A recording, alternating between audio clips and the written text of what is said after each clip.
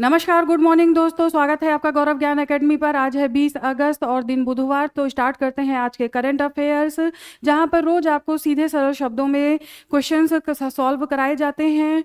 और अगर आप चैनल पर नए हैं, गौरव ज्ञान एकेडमी पर नए हैं, तो प्लीज़ चैनल को सब्सक्राइब, लाइक और शेयर भी करिए और अपना ज्ञान बढ़ाते रहिए। तो चलिए देखते हैं आज का पहला क्वेश्चन क्या है। स्टार्ट करते हैं। प्रधानमंत्री नरेंद्र मोदी ने हाल ही में किस राजा की जयंती पर श्रद्धांजलि अर्पित की, जिन्हें त्रिपुरा के विकास में उनके प्रयासों के लिए याद किया जाता है? तो यहाँ पर देखिए, महाराजा वीर विक्रम किशोर माणिक्य बहादुर, इनके श्रद्धांजलि दिया है प्रधानमंत्री मोदी के द्वारा। एक्स पर पोस्ट करके श्रद्धांजलि दी गई है, जिन्होंने त्रिपुरा के लिए काफ़ी कुछ काम किया था। अब देख लीजिए कुछ अन्य तथ्य त्रिपुरा के बारे में। देखिए, सबसे पहले त्रिपुरा भारत का तीसरा पूर्ण साक्षर राज्य बनाना, पूर्ण साक्षर राज्य, यानी कि पहला और दूसरा भी फिर आपको पता होना चाहिए। तो पहला है मिजोरम, सेकंड नंबर पर है गोवा, और थर्ड नंबर पर है त्रिपुरा। एक नॉलेज ये है आपका, एक फैक्ट ये हो गया। नेक्स्ट देखिए आप, भाषणी के साथ समझौता करने वाला पूर्वोत्तर का पहला राज्य है। भाषणी के साथ समझौता करने वाला पूर्वोत्तर का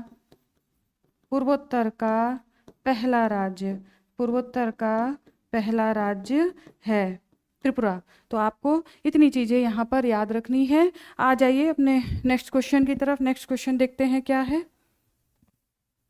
हाल ही में आपदा प्रबंधन एवं क्षमता निर्माण पर गृह मंत्रालय की संसदीय परामर्शदात्री समिति की बैठक की अध्यक्षता किसने की? तो ज्ञानवीरों, यहाँ पर अमित शाह के द्वारा ये अध्यक्षता की गई।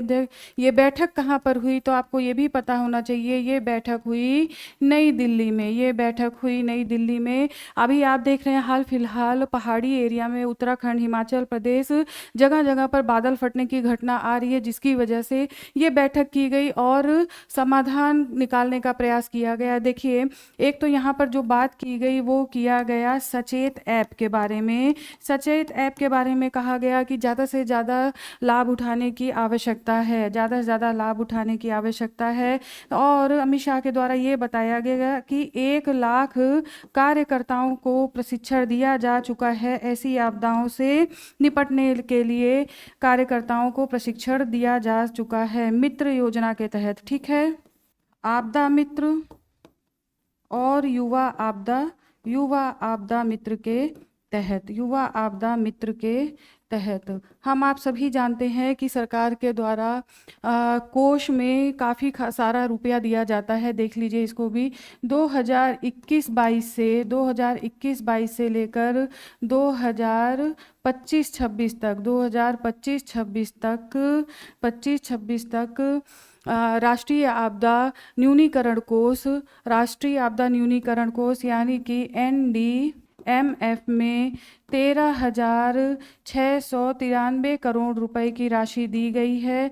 और जबकि अगर हम देखें SDMF में देखें, यानी कि राज्य आपदा न्यूनीकरण कोष, तो इसमें 32,031, ठीक है, यानी कि 32,031 करोड़ रुपए की सहायता दी गई है। तो ज्ञानवीरों, कल बैठक में इतनी सारी बातें हुई हैं। मेनली आपको यहाँ पर इस ऐप के बारे में ध्यान रखना है कि सचेत ऐप क्यों होता है, आपदा मित्र, युवा आपदा मित्र, इसके बारे में भी आपको जानना चाहिए। आ जाइए अपने नेक्स्ट क्वेश्चन की तरफ। नेक्स्ट क्वेश्चन आगे बढ़ते हैं।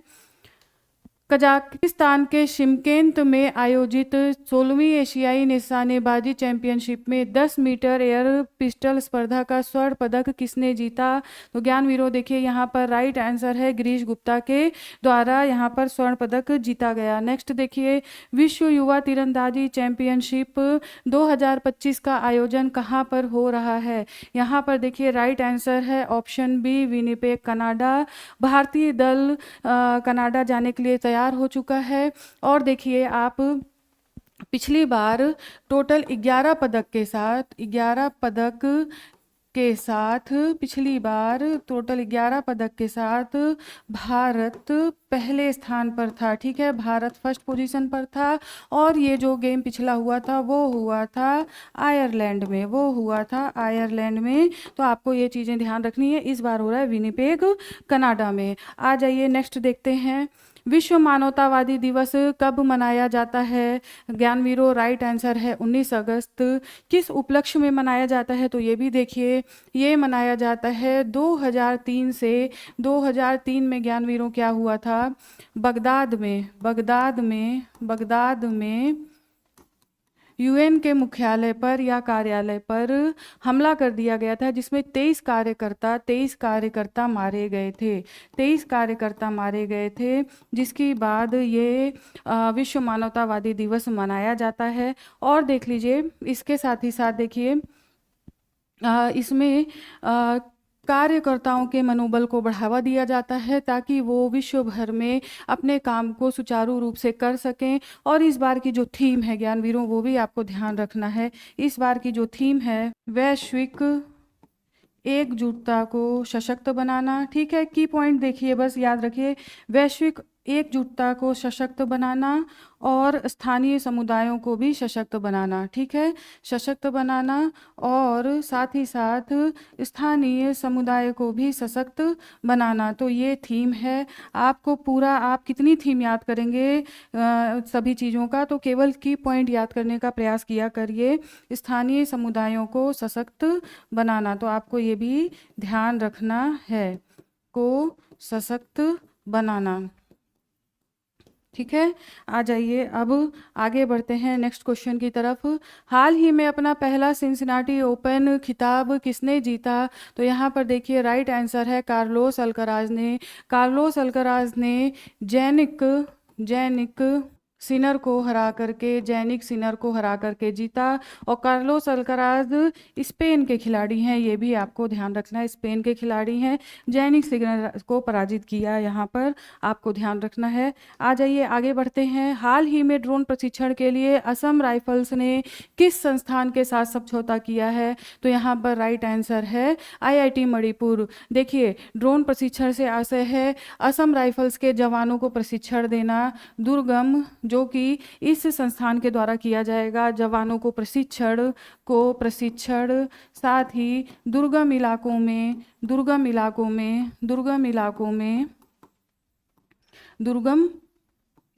में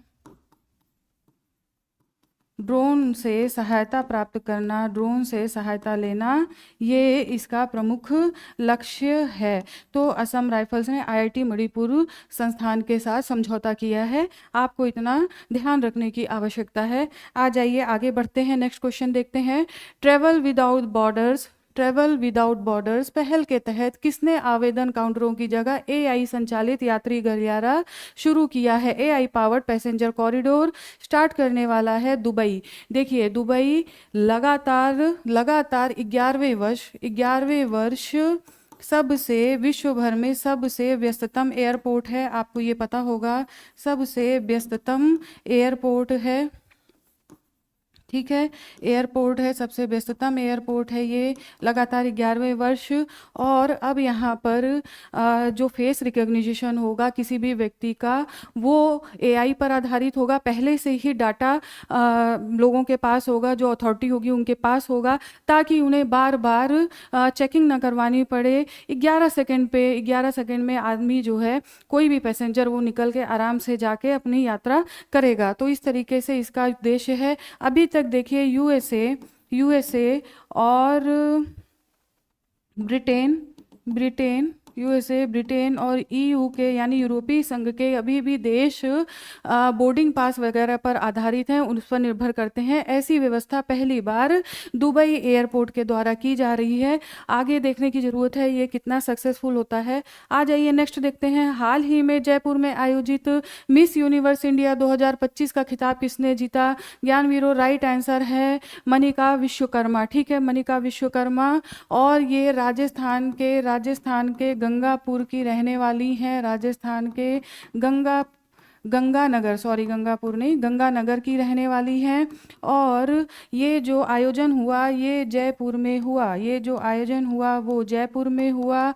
और आप देखिए अगर हम ये जो है मनिका विश्वकर्मा, ये अब मिस यूनिवर्स जो कि इसी वर्ष, ठीक है ना, मिस यूनिवर्स के लिए जाएंगी थाईलैंड, जो इसी वर्ष होगा 2025 में ही थाईलैंड में आयोजित होगा। आपको ये भी देखना है, थाईलैंड में आयोजित किया जाएगा मिस यूनिवर्स की प्रतियोगिता, और ये जो होगी 74th यानी कि 74वीं प्रतियोगिता होगी। अगर अब तक हम भारत की उपलब्धियों की बात करें, भारत की उपलब्धियों की, तो सबसे पहले सुष्मिता सेन ने सबसे पहले 1994 में, ठीक है, 1994 में। उसके बाद लारा दत्ता आई, लारा दत्ता कब आई ज्ञानवीरों? 2000 में। और उसके बाद आई हरनाज संधू, ठीक है, हरनाज संधू आई, जो कि पूरे 2 दशक के बाद यानी कि 2021 में, ठीक है। तो इस तरह से मिस यूनिवर्स के रूप में देखा जाए तो भारत की ये 3 महिलाओं ने इस प्रतियोगिता को जीता, और मिस यूनिवर्स इस साल थाईलैंड में होगा। तो आपको इतने फैक्ट याद रखने की आवश्यकता है। आ जाइए आगे बढ़ते हैं। ट्विटर के पूर्व सीईओ पराग अग्रवाल ने हाल ही में कौन सा नया स्टार्टअप लॉन्च किया है? राइट आंसर है पैरेलल वेब सिस्टम। देखिए इसके तहत क्या है, एआई के जो एजेंट्स होंगे, एआई के एजेंट्स वो इसमें क्या काम करेंगे, इंटरनेट पर रियल टाइम जानकारी दे सकें, ठीक है, रियल टाइम जानकारी दे सकें। ये कंपनी ऐसे टूल्स बनाएगी, ठीक है, दे सके, ये कंपनी ऐसे टूल्स और सिस्टम का निर्माण करेगी। तो आपको ध्यान रखना है, पराग अग्रवाल जो कि ट्विटर के पूर्व सीईओ थे, आपको इनका नाम याद होगा। आ जाइए आगे बढ़ते हैं नेक्स्ट क्वेश्चन की तरफ। सांस्कृतिक संबंधों का जश्न मनाने के लिए हाल ही में 6 दिवसीय भारतीय सिनेमा महोत्सव किस देश में शुरू किया गया है? तो यहाँ पर देखिए ज्ञानवीरों, राइट आंसर है श्रीलंका के द्वारा ये 6 दिवसीय महोत्सव शुरू किया गया है। इसके साथ ही साथ आप देखिए यहाँ पर कठपुतली महोत्सव भी श्रीलंका में, ठीक है, महोत्सव। और पोसोन पाया महोत्सव भी श्रीलंका में मनाया जाता है। तो आपको ये 2 ध्यान रखना है। आ जाइए आगे देखते हैं, आगे थोड़ा सा मैप देख लेते हैं। तो देखिए ये श्रीलंका का मैप है, यहाँ की राजधानी है कोलंबो। अगर हम राजधानी की बात करें तो राजधानी है कोलंबो, और करेंसी की बात करें तो वो है श्रीलंकाई रुपया यहाँ की करेंसी है। तो आपको इसमें भी ध्यान देना है, ये है देखिए कोलंबो, क्योंकि मैप में कई बार आपसे क्वेश्चन इस तरीके से पूछ लिया जाता है, तो आपका कॉन्सेप्ट बिल्कुल क्लियर रहना चाहिए। और देखिए त्रिकोणोमाली यहाँ पर है, और ये हो गया पाक स्ट्रेट, गल्फ ऑफ मन्नार, इतनी चीज़ें आपको यहाँ पे मेनली ध्यान रखनी है। देखिए भारत से ये जुड़ रहा है रामेश्वरम से, ठीक है ना, इस तरह से आपको ये धनुषकोडी, आपको ये पूरा याद होना चाहिए। और ये हो गया मैप आपका कंप्लीट तो नहीं, लेकिन हाँ थोड़ी जानकारी मिल गई है आपको। आ जाइए नेक्स्ट क्वेश्चन देखते हैं। भारत ने हाल ही में कौन से 2 प्रमुख अंतरिक्ष लक्ष्यों की घोषणा की है? देखिए ज्ञानवीरों, कल लोकसभा में डॉक्टर जितेंद्र सिंह जो कि केंद्रीय विज्ञान एवं प्रौद्योगिकी मंत्री हैं, उनके द्वारा ये बताया गया कि 2035 तक स्वदेशी अंतरिक्ष स्टेशन अपना और 2040 तक मानवयुक्त चंद्र मिशन का लक्ष्य रखा गया है। तो आपको ये बहुत इंपॉर्टेंट क्वेश्चन है, आपको ध्यान रखना है। आ जाइए नेक्स्ट देखते हैं। हाल ही में 2024-25 कोयला खपत के आधार पर दुनिया का दूसरा सबसे बड़ा कोयला उपभोक्ता कौन बना है? तो देखिए यहाँ पर राइट आंसर है भारत दूसरा सबसे बड़ा कोयला उपभोक्ता। इसके साथ ही साथ आप देख रहे हैं यहाँ की जो खान है गेवरा कोयला खदान, देखिए यहाँ छत्तीसगढ़, भारत के छत्तीसगढ़ में गेवरा कोयला खदान, ठीक है। ये दूसरा सबसे बड़ा खदान है विश्व का, दूसरा सबसे बड़ा विश्व का खदान है, सबसे बड़ा विश्व खदान, विश्व का खदान है, ध्यान रखना है, और कोयला खदान है। ठीक है, चलिए आ जाइए आगे बढ़ते हैं, नेक्स्ट क्वेश्चन देखते हैं। भारत के 79 स्वतंत्रता दिवस के अवसर पर किस बैंक ने अग्निवीरों के लिए विशेष पर्सनल लोन योजना शुरू की है? राइट आंसर है भारतीय स्टेट बैंक, एसबीआई के द्वारा बिना किसी गारंटी के, देखिए बिना किसी गारंटी के ये योजना दी गई है, बिना किसी गारंटी के अग्निवीरों के लिए ऐसी योजना शुरू की गई है। तो ज्ञानवीरों, देखिए आज का करंट अफेयर कंप्लीट होता है, तो फटाफट से 2 मिनट क्विक रिवीजन कर लेते हैं, आगे बढ़ते हैं। पहला क्वेश्चन देखते हैं। भारत का पहला महिला स्वच्छ स्ट्रीट फूड हब मौली किस संस्था द्वारा लॉन्च किया गया? भारतीय खाद्य सुरक्षा और मानक प्राधिकरण, FSSAI। नेक्स्ट देखिए, किस देश ने 2036 तक शुक्र ग्रह पर वेनेरा डी मिशन भेजने की योजना बनाई है? रसिया। नेक्स्ट, 2025 एशियाई open short track speed skating trophy की मेजबानी कौन सा देश करेगा? भारत। नेक्स्ट, दिल्ली में बाल स्वास्थ्य पर 30वां आयुर्वेद सेमिनार किस मंत्रालय द्वारा आयोजित किया जाएगा? आयुष मंत्रालय। नेक्स्ट देखिए, अजय कुमार भल्ला को नागालैंड के राज्यपाल का अतिरिक्त प्रभार दिया गया है, जो कि मणिपुर के राज्यपाल हैं। और देखिए आगे आ जाइए, हाल ही में पांडिचेरी में स्वतंत्रता सेनानियों के सम्मान में कौन सा दिवस मनाया गया? डे ज़्यू ट्रांसफर डे। नेक्स्ट देखिए, हाल ही में अनावरण किए गए एशिया हॉकी कप 2025 के सुपंकर का नाम क्या है, जो भारत के राष्ट्रीय पशु पर आधारित है? तो चांद बाघ। नेक्स्ट, फॉक्सकॉन ने भारत में iPhone 17 के उत्पादन के लिए अपना नया प्लांट कहाँ लॉन्च किया? बेंगलुरु। नेक्स्ट, भारत के 79 स्वतंत्रता दिवस के अवसर पर किस शहर के प्रसिद्ध स्पेस नीडल पर भारत का तिरंगा पहली बार फहराया गया? सिएटल। नेक्स्ट, उपभोक्ता मामलों के निपटान में जुलाई 2025 में 100% से अधिक उपलब्धि किस आयोग से जुड़ी हुई है? राष्ट्रीय उपभोक्ता विवाद निवारण आयोग। नेक्स्ट, आरबीआई द्वारा गठित उस समिति के अध्यक्ष कौन है जिन्हें फ्री एआई फ्रेमवर्क के लिए नियुक्त किया गया है? डॉक्टर पुष्पक भट्टाचार्य। नेक्स्ट, हाल ही में किस राज्य में राज्य अल्पसंख्यक शिक्षा प्राधिकरण का गठन किया गया? उत्तराखंड। नेक्स्ट, हाल ही में किस राज्य ने स्वदेशी लोगों के लिए online gun licence portal launch किया? असम। नेक्स्ट, हाल ही में भारतीय मूल की कौन 21 वर्ष की आयु में ब्रिटेन की सबसे युवा सॉलिसिटर बनी? कृषांगी मेश्राम। आगे, हाल ही में किस देश ने 19 अगस्त को अपना स्वतंत्रता दिवस मनाया? अफगानिस्तान। और देखिए अन्य महत्वपूर्ण तथ्य के तहत बॉब सिम्पसन पूर्व ऑस्ट्रेलियाई कप्तान और कोच का 89 वर्ष की आयु में निधन।